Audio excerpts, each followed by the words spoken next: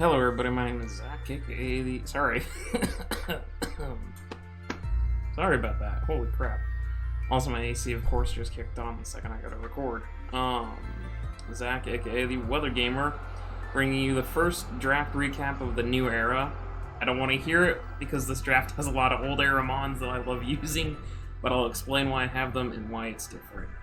We are back in BRL. They've got a clean new rebrand. BRL is the Breedable Reject League? Or Royal. I always screw this one up.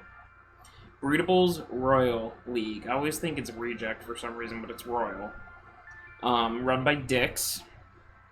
One of the leagues that WWC partnered with, and I hope to re-strengthen and fix that partnership going forward. As I redo everything again. But, anyways, yeah, we are coming in. We're starting with the Vermillion City Zeraoras. Count how many times I call myself the Chicago Zeraoras, by the way. But yeah, so, first league I signed up for to come back, BRL. If you don't remember what's up with the BRL, you can't use anything that is not breedable. So... you can, if Ditto cannot breed with it, it cannot be used. Meaning no legendaries, no mythics, and a few other Pokemon here and there get tweaked. But yeah, so there's no Zeraora, there's no Landos. It makes for a very interesting metagame. I've played 2 seasons there and made playoffs both times, so we'll see if I can pull off the hat trick or not. We somehow ended up with the first overall pick in the Nurse Joy division, which is the division I'm in. Come out of retirement, get the first overall pick. You guys have to know what I did with it. Dragapult was banned, by the way, as was Galarian Darmanitan. There's a few others that I can't think of off the top of my head. So I went with what I think is arguably the most broken of dragons. It is Nat Dex, by the way. So, the Mega Pokemon are allowed as well. So, with the first pick, I picked up Garchomp. Now, yes, I know why Garchomp. You were struggling with Garchomp the last time you did draft leagues and yada yada yada. Because my work with with standard Garchomp is not done yet. I have been enjoying Garchomp, and I'd like to give it a chance with the new mindset that I have of team building and not being so hyperly focused on typings and offense, defense, all that sort of thing. So, I do get Garchomp here. Obviously, Swords Dance Scale Shot makes it very, very difficult. There's still Choice Scarf, there's banded sets, there's defensive sets with Rocky Helmet, Rough Skin, there's, which usually carries Stealth Rock. It does have both a very decent physical and special move pool. It can run on the special side if need be. It does get, the best special coverage it has is Fire Blast, which is great for like Ferrothorn and other mons that come in and kind of take Garchomp's stab with no problem. So, but we picked up Garchomp with the first overall pick. Then me being wishful and hopeful, thinking that Corviknight would fall to me was a mistake. In this format, I should have known Corviknight was never going to make it back to me round 2, but one can hope. So instead, we go with the Fairy type on this, and again, I don't want to hear that this is looking like one of my teams from beforehand. I drafted Sylveon. Now, don't say it. I know, Sylveon Garchomp, pretty typical core of me. Here's the thing, Sylveon is here for wish passing, it's here to be a Spadef wall, and it's here to throw out some offensive firepower when need be. And to check the opposing dragon types that Garchomp really doesn't want to deal with. Clear them out, and then Garchomp can, the faster dragons than Garchomp, which there aren't really that many, but Sylveon would allow me to clear them out. It gives me a Cleric, it gives me Wish Pass, and it does give me a viable offensive presence in the form of specs potentially as well. So, yes, Sylveon's here. I need to use it as it's intended. I need to not try to be cute with it, basically. But Obviously, Pixelate, Hyper Voice is great for checking the other dragon types coming after me. So, going into round 3, I got sniped on Slowbro and a couple of other mons that I was looking at, so I was like, well, accelerate the plan, we'll grab, because Slowbro went round 2 as well. I grabbed a Cinderace here. Cinderace, it is not Liberace, it is just standard Blaze Cinderace. I had used it previously in SBT. It went off with a bang to start the season and then got quiet because I started running the same sets. Anyways, but Cinderace is fantastic. It's a great Scarfer. It's a great choice band user. The 119 speed helps Garchomp not get outclassed by other Scarfers. Court Change is great for switching things around. There is not a lot that can switch into choice banded Powerball, besides Flash Fire moments. And even those have to be wary of other attacks, like High Jump Kick, except in the case of Chandelure. But when you face a Chandelure team, you kind of just U-turn Cinderace and get Garchomp back in and threaten it out. So, Cinderace will help me control hazards a little bit with Court Change potentially as well. Bulk upsets can be really nasty. While its special move pool isn't great, it does have Electro Ball, which can be used against opposing water types potentially, but Cinderace is more... It's going to alternate between Cinderace and Garchomp and the next pick as to who's the breaker, who's the sweeper, just depending on matchups. So, but we do pick up Cinderace here. Up next is Greninja. I don't want to hear that this looks like an awfully hyper-offensive team. It does right now. On the back side of the draft, you'll see we pick up a little more bulk and a little more annoyance. Greninja is nice, again, as a Scarfer, a Spexer. It does function both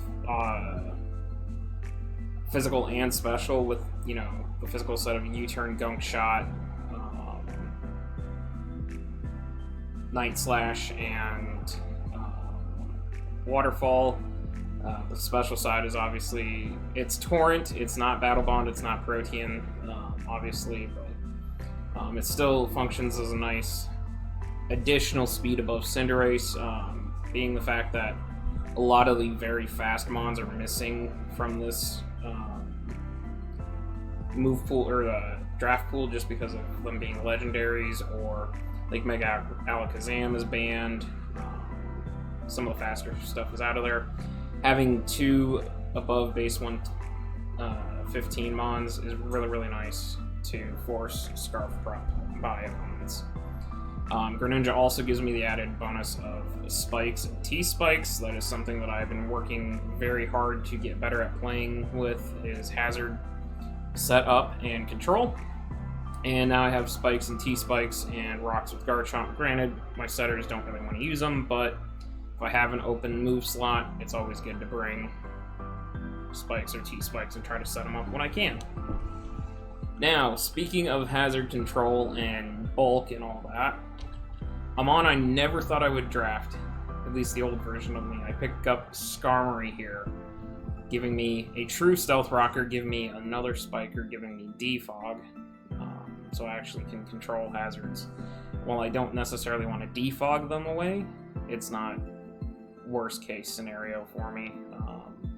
Gives me a Steel type, does give me a ground immunity, which is nice because Cinderace will appreciate that. Skarmory can not U-turn, unfortunately, which is why I like Corviknight more, but, you know, Skarmory just will do what it needs to do on this team.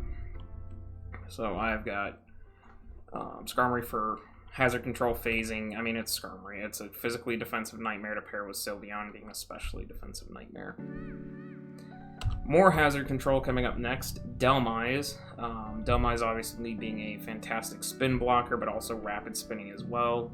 So heavy duty boots, rapid spin, I can clear out hazards on my side while keeping my opponent's hazards up, or keeping my hazards up on my opponent's side.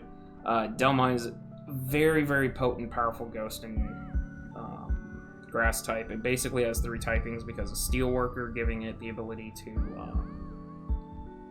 have stab on its anchor shot. Banded sets are fantastic with this thing. Just Power Whip, Anchor Shot, Poltergeist, and Rapid Spin. Very common banded set. Poltergeist, very spammable for showing off items and learning what items are where. Assuming it hits, of course. Massive physical attack stat. It can be bulky.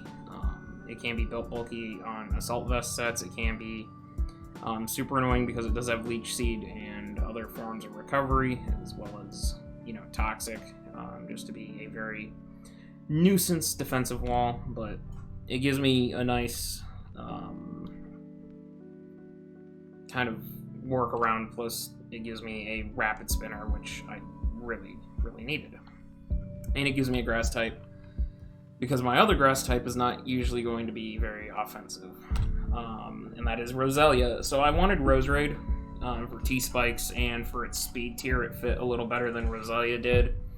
I'm missing basically that base 90 to like base 60 where Sylveon is, because Skarmory obviously isn't going to run a whole lot of speed, so my speed tiers are kind of bad. But Roselia does give me T-Spikes. It is, I think it gives me Spikes too, if I remember correctly. So it's more hazard control. Try to stack those hazards, get Garchomp in, and just go boom. I was looking at Ferrothorn too, but again, Ferrothorn went all the way back in round 1. It literally went pick 4, I think. It went Ferrothorn and then Corviknight back to back. So both my original Steel types got flattened. But this was a suggestion by Autumn to try Roserade and Roselia. And Roselia was only 3 points, which allowed me to spend some points on some other stuff. But again, my goal is to try to stack hazards, get the chip, and then let Garchomp, Cinderace, and Greninja come in and just kind of clean up behind. Roselia also can be pretty bulky with recovery and Eviolite. Sorry, had to get on there. So, but yeah, Roselia, back-to-back grass types, but they serve different purposes. Pick up Aurorus. Yeah, I hear you, I know. Why is he grabbing Aurorus? This is another one of his old mons that he was using before he took his retirement. It gives me Veil, which, while the Hail Chip is not the greatest for Garchomp, Hail Chip does help me break my opponents down a little bit. Just whatever chip I can get. It gives me Stealth Rocks. It does give me Aurora Veil, like I said, which would allow me to get Garchomp or Cinderace or even Sylveon set up if I want to go the setup route with Sylveon on a Calm Mindset. And then Aurorus actually does have a pretty, Specs Aurorus and Scarf Aurorus can kind of put in some work too, but I do envision Aurorus being more defensive on this team, kind of support Veil Rocks situation. We stand Marnie here at this channel. We grabbed Morpeko. I've come to learn that Morpeko is actually sneakily dangerous. It can break things very easily for some reason. It's base 97 speed, so it does get very close to Garchomp. Again, my speed tiers suck, but with this format, it's very hard to balance your speed tiers. But Morpeko does give me another Rapid Spinner. Dark, it's a secondary Dark type, which paired with Greninja, Sylveon's really, Sylveon and Dhelmise are going to have to come in on fighting types quite a bit. And even then, Knockoff is not going to be very appreciated for Dhelmise. And Poison Jab for Sylveon. But Morpeko Rapid Spin, obviously its signature move, switching typings. If I play around that correctly, I can make that work. It does have the granted speed, or the speed boost given as well, making Morpeko just super fast. It can speed up on you very, very quickly, and it has a pretty decent coverage. Ground types have to be wary of Seed Bomb potentially coming in. It's just, it doesn't have a way of hitting fighting types is the problem. But that's where you Parting Shot for momentum. Parting shot there. Greninja U-turn, Cinderace U-turn, Sylveon Baton Pass, all to get Garchomp in to set up. So, but we'll see how Morpeko does here. I haven't used it since the very beginning of Gen 8. So. We get Slowking. Now this was actually a post-draft free agent transaction. Somebody dropped Slowking, and I immediately went and picked it up. I think I had Blastoise instead. And then they dropped Slowking, and I'm like, yes, please, I will take Slowking. I wanted Slowbro, because Slowbro and Garchomp paired, and Sylveon paired very, very well. Sylveon, Skarmory, and Slowking kind of pair just as well. Slowking obviously being able to teleport out with regen to heal, give it heavy-duty boots. It can come in and out, sponge hits, switch out, get Garchomp in, get Cinderace in. I now have a bulky water to pair with Greninja, so again, not too worried about double up on typings.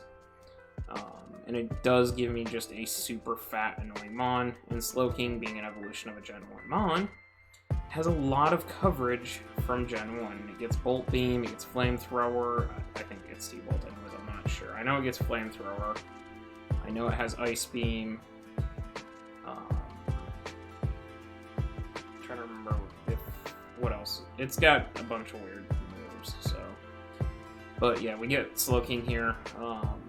I'm excited to use it. I've used Slowking one other time, all the way back in Gen 7, so we'll bring it in and see. This should be able to sponge hits with Skarmory and Sylveon and allow me to potentially fire off, future sights and get out, forcing dark types in, which then allows me to move around as need be and break things down for, like, if I remove the ground or the dark type early game, then I'm free to fire off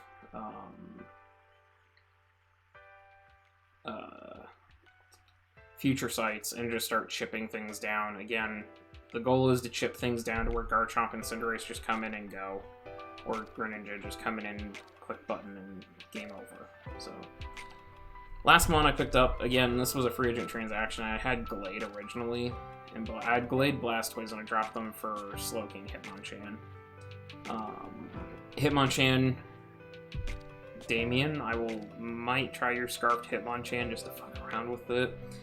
Priority Mach Punch, obviously the Elemental Punches, Bullet Punch for priority. With Iron Fist makes it very, very hard to